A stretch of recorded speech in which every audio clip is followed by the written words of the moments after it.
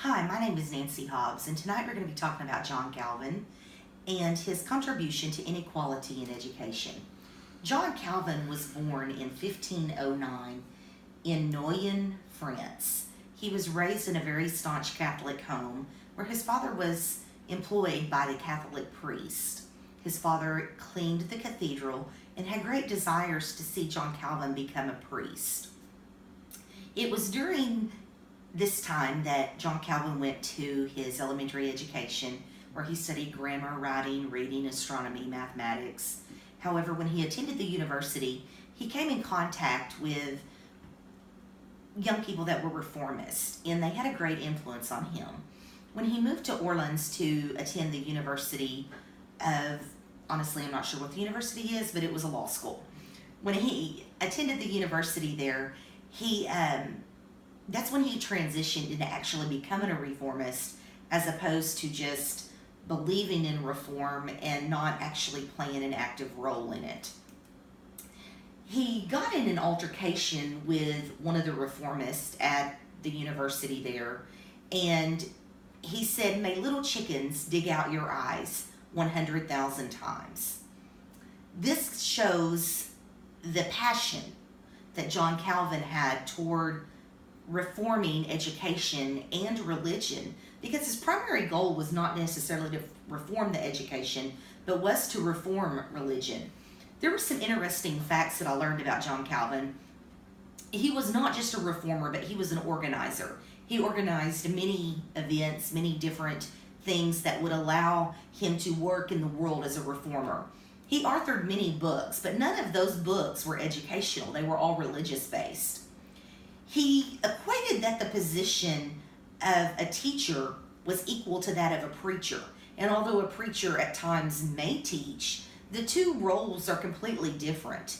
He also had to flee Paris due to his anti-Catholic beliefs, which is ironic because he was raised in a very staunch Catholic home.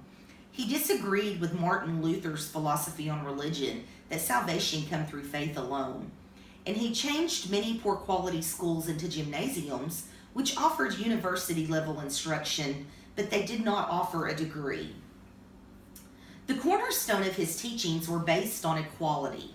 He felt that everything should be equal. There was no difference between boys and girls as far as their education was concerned. And we can see that he was basically the father of public education, and he was one of the first to educate girls. Each child was viewed as a gift from God that was developed to be used for the glory of God. He believed that the church was responsible for the whole education. And he believed that discipline was for the parents. If the children did not come to school, then it was the parents who were to be disciplined. And he felt that children should be taught the Christian faith early, before they were influenced by any sinful desires that could become dominant in their lives. He rejected humanist ideas and his focus on the world. He returned thoughts back to the next world, which was heaven. As far as his theology, predestination, and divine election, God in his sovereignty chooses some, but he does not choose others. His lifestyle tended to show where one stood, and he felt that those focused on God spent more time at work and prayer than sports and games. In other words, John Calvin believed that play would not get you to heaven. Calvin argued for a linear view, meaning that each minute, each hour of every day is God-given, and it must be productive. That playing sports was not seen as productive, and other types of entertainment were not seen as productive. He wrote the articles for the governance of the church, and as far as physical education was concerned, Calvin's beliefs impeded development of sports and physical education. He did not believe in any type of physical education. He believed that original sin began at conception, but he still had an optimistic view about the educational potential of children. He reformed Geneva's public school by rejecting the idea that education was only for the rich and the Roman Catholic elite. And he helped make education available to all children from a young age, regardless of their wealth or gender. Again, a testimony to his cornerstone of equality. John Calvin passed away in 1564. but his legacy still outlives him today.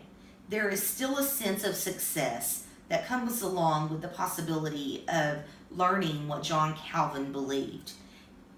As far as his gymnasiums in Geneva being converted to university level schools, however, without the degree, that has impacted our world today as far as education goes.